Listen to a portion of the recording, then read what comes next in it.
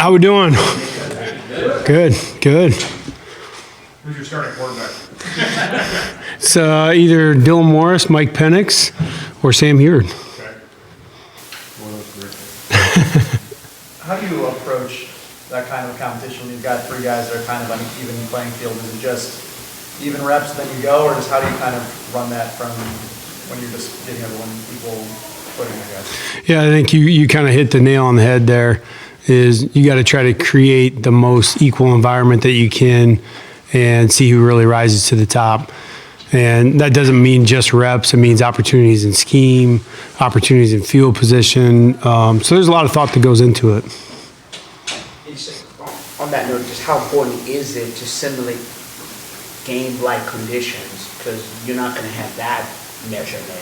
Correct. How important is that as a coaching staff? Yeah, I think, what you try to really emphasize is probably a little bit more on the decision-making side of things. The playmaker ability, I think there's something to that you have to really try to recognize what they're doing before the whistle is blown, and them not being live makes that situation a little bit more tough. But really, how does a guy, operate day to day? And then the consistency piece, I think, will add up for sure.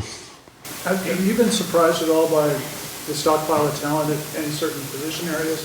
And when I ask that, I mean, you have 7 scholarship running backs and maybe 3 different full lines of offensive linemen. Yeah, I'd say I don't know if I was surprised necessarily by any particular position group. Maybe potentially the offensive line. I think there's as much talent in that room as anywhere on the football team. And I know that there was a lot of talk of that going into last season and a lot of expectations put on that room.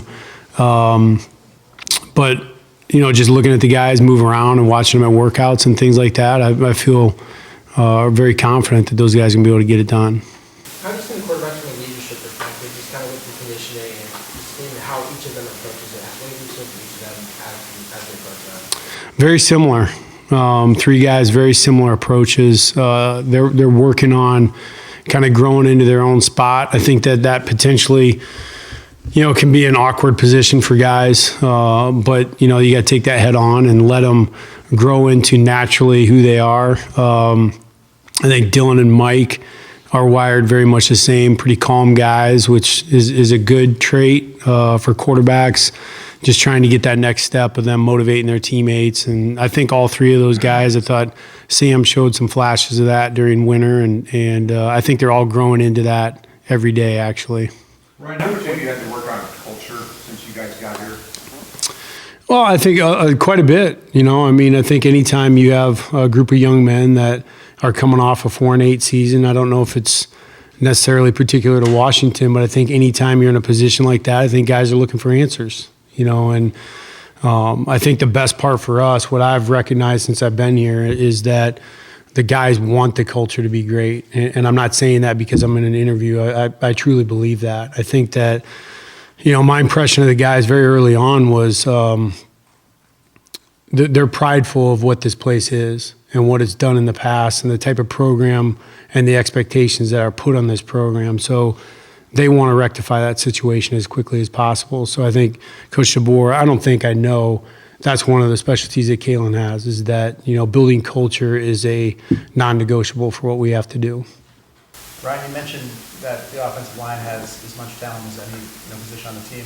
Obviously, the performance last year didn't always show that. I'm wondering, what can you do offensively to maximize the talent that you see in that group? Yeah, it's a good question. I think that one of the things that our offense does, just by concept, is I think we stretch the field, and we're hoping to maybe alleviate some of the pressure that those guys had up front and maybe utilize some of the weapons on the outside a little bit more. Coach, you've been here for a little bit, but this is a totally new offense to Dylan and Sam.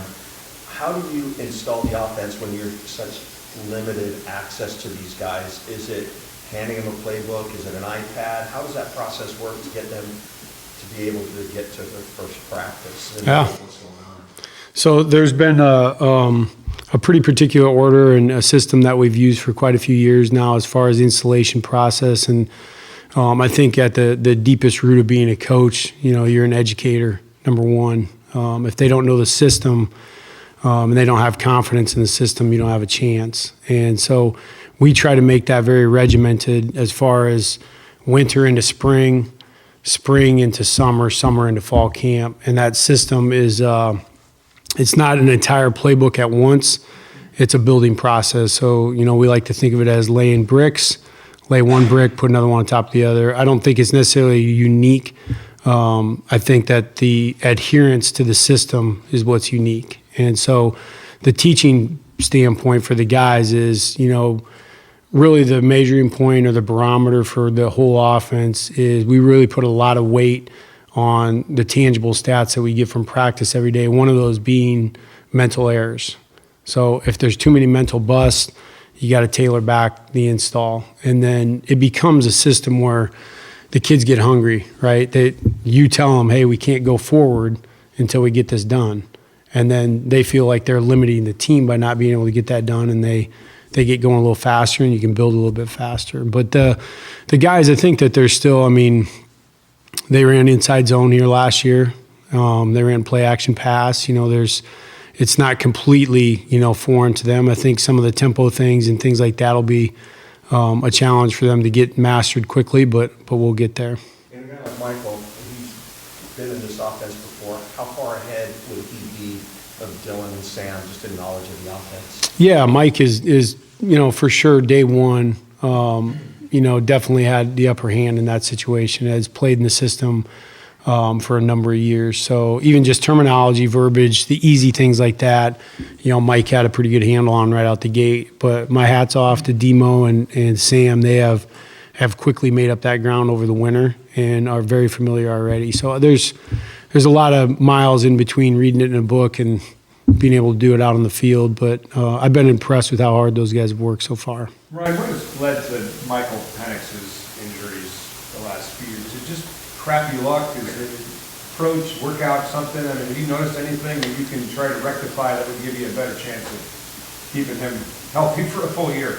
That's a good question. I think that we've done a good job between Coach McKeefrey and Darren trying to really assess that and go all in on just what we know. So we treated it as a factual situation where we had Coach Sheridan and Coach DeBoer that were around Michael, at those particular times and try to think about, all right, what is it that led to this? And there definitely was an element of bad luck. Injuries happen and for Mike, that absolutely has been a piece. But now all we can really do is focus on understanding the past and what has happened and work forward to figuring out, okay, what is it that gives us our best chance to keep him healthy? And I know Mike and our training staff are working hard at that. Does he start spring as position A just because of experience?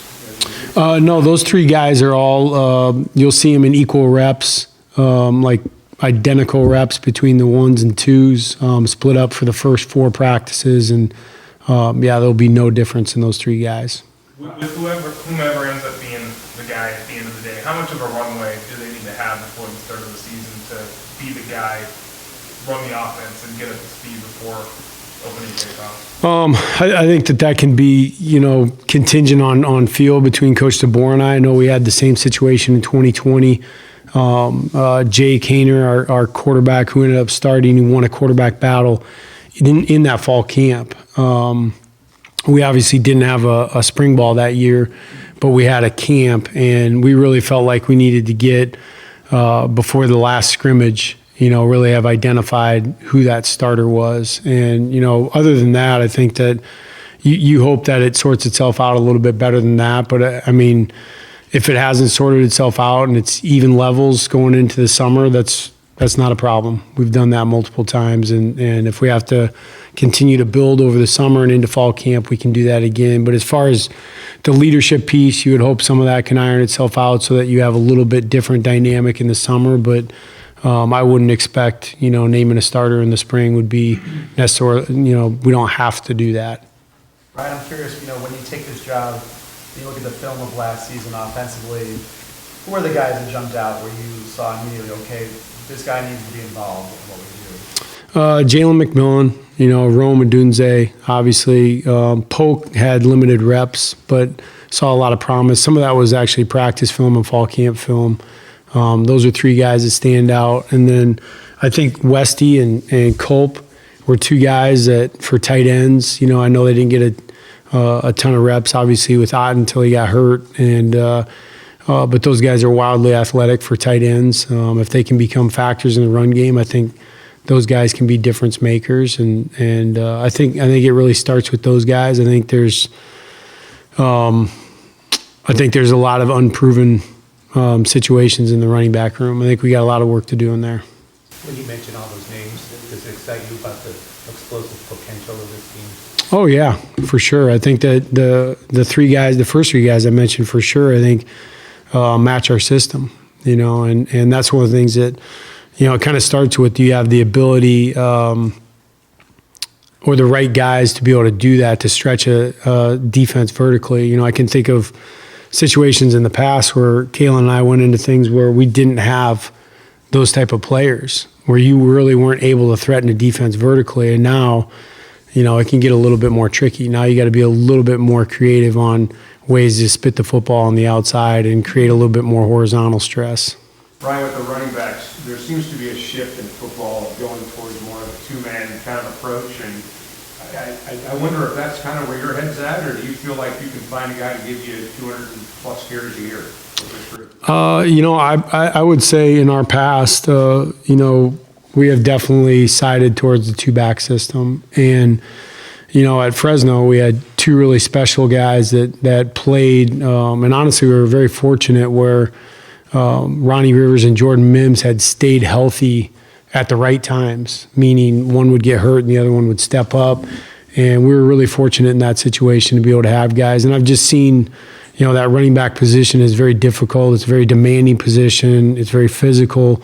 And so I think the reality of, taking care of guys and making sure that you can get them to the next game is super important. So keeping the tread on the tires, I think, is critical.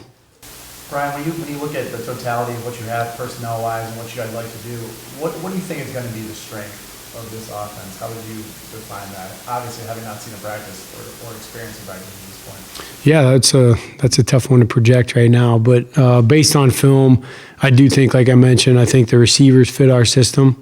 I think we got the right kind of guys, and there's a good balance in that room as far as, the guys that can take the top end off of coverage, a guy like Rome, Jalen McMillan that can play inside and outside, and then a real refined route runner like JP, like Polk. So I think those three guys, and then guys like Taj, and then you see Giles. I think Giles is one guy that has really impressed me through workouts on some of his versatility and his ability to change direction. I kind of came in, thinking that maybe he was more of a kick returner guy, but I've been very impressed with what I've seen with him so far. So I think there's a lot of ways you can use a guy like that. Or maybe one or two things that surprised you about being in this program now you've been here a little bit, or about the roster that maybe you had no idea about? Maybe surprised by, I thought we'd have more depth at the running back position, honestly. Just guys that, I know they graduated 2 seniors last year. Just thought that would be, a little stronger at this point. So those guys, a CD and Richard out with injuries right now, that's probably part of it, is those are your two most experienced guys. But I don't think there's been, a ton of surprises other than probably the biggest one I mentioned already was the depth at the offensive line. I think is pretty impressive. So Cam and Richard are both out? They're out for spring. Yep, they're recovering. They're doing a great job. They'll be back full speed for camp and everything, but they won't practice this spring ball. Question about a guy that I just keep on hearing things about, and we haven't had a chance to meet with him yet, but the people we've talked to just rave reviews about your strength and conditioning coach. Can you tell us a little bit about him? Yeah, Ronnie's awesome. Yeah, Mac is, he's known him for a while. I think one of the big things about Ronnie is that he can motivate a kid from the middle of nowhere, Iowa, and downtown Seattle the exact same way. And so his ability to relate to kids is as important as his programming. And so I think, when you asked earlier about culture, I know that was a huge piece for Coach DeBoer is getting Ronnie here, because he's going to be a huge influencer of the culture. Those guys obviously spend a lot of time, but I think that, he believes in the kids and the kids believe in him, and that's, square one. Coach, just to confirm on Newton, they say both will be back by fall camp? Yeah. Is that correct? Yep. Okay. Anybody else out for spring ball? No. Nope, those would be the two guys. How's your center competition playing out, and did anybody else make a radical move, like Ali going to defense, or one of your offensive linemen moving somewhere? No, nobody like MJ. He was the only one to make a full-scale move like that. But there's going to be some guys that I know Coach Huff is excited to try out at that center position. I think Hatchett will be a guy that will factor into that. And obviously Corey Luciano has done a really good job, been a really vocal leader over workouts and things like that. Been impressed with his ability so far. I think he starts with those guys, and Miles will obviously get some reps as well. Hey, Ryan, going back to what you said, with the limited depth, the running back position, what opportunities are created for others, and how do you navigate that? Yeah, that's a great question. Well, it can be kind of fun sometimes, right? Like all of a sudden, Giles could end up in the backfield. Find ways to just get different structures out there, and also see if you got any depth. One guy, to your question earlier there, Camden Sermon did move to running back. And he's a guy that provides a little bit different. I know they used him for a wildcat type of install in that Washington State game, but he's been a guy that's really bright, tough, physical, over 200 pounds. And so we feel like he's a guy that maybe can, give it a go during spring and see how he looks at tailback full time. So you get opportunities like that, and then also being creative with some other skill players. Who are you expecting to see at left tackle? Kind of who are some guys you want to run out of left tackle? You got Jackson about Moore and Yep. young guys behind you. So what do you see from that position? I think Troy's going to look pretty good out there. I think he'll rep quite a bit. I think Roger Rosengarten can play left and right. I think it starts with those guys. Has there been determination on Jackson Kirkland, or is he still waiting? He's still waiting. There's nothing final on that.